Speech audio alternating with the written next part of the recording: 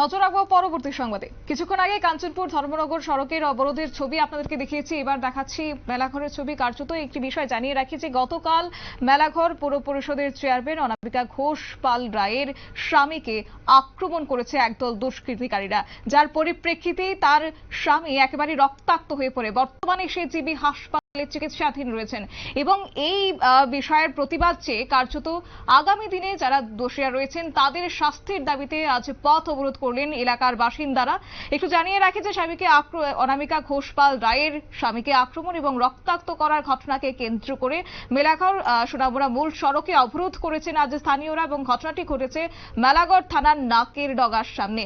টানা 3 ঘন্টা অবরোধ চললেও দেখা মেলেনি প্রশাসনের। এই অভিযোগ আজ খোদ করেছেন স্থানীয়রা। কি বলছেন শুনুন। গতকাল রাতে মেলাঘরে আমাদের পৌরমাতা ওনার স্বামী কালী পূজা থেকে ঘরে ফিরছিলেন।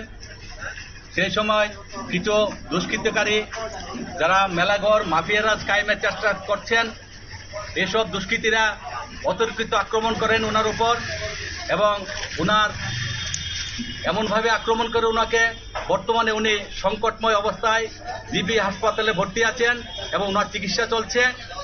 তাই মেলাঘরে যে শান্তি বিনষ্টকারী এই যে মাফিয়ারাজ, এই মাফিয়ারাজ ওদের বিরুদ্ধে মেলাঘরের আমজনতা পুরো প্রতিবাদে সোচ্চার হয়েছে। আমরা শান্তিকামী মেলাঘরবাসী আজকে আমরা মেলাঘর থানাতে বিক্ষোভ জানাতে এসেছি, যাতে এইসব মাফিয়াদের ধরে এনে জেলে পুরে ওদের শাস্তি দেওয়ার ব্যবস্থা করা হয়, এবং মেলাঘর যাতে এমন ঘটনা না ঘটে এবং শান্তিপূর্ণভাবে সকলে বসবাস করতে পারে, এই জন্য আমরা আজকে মেলাঘর থানাতে বিক্ষোভ প্রদর্শন করছি।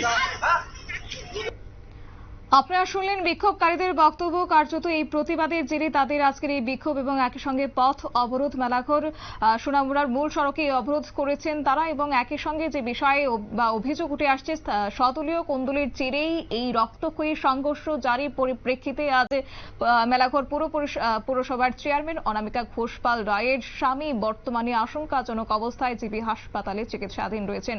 এবং মেলাঘরের শান্তি বিনষ্ট করে যারা কারীরা রয়েছেন তাদের মূল শাস্তির দাবিতে বা যথোপযুক্ত শাস্তি গ্রহণের দাবিতে আজ তাদের পথ অবরোধ, এবং একই সঙ্গে আগামী দিনে এর পুনরাবৃত্তি যেন না ঘটে তাই আজ জানিয়েছেন বিক্ষোভকারীরা।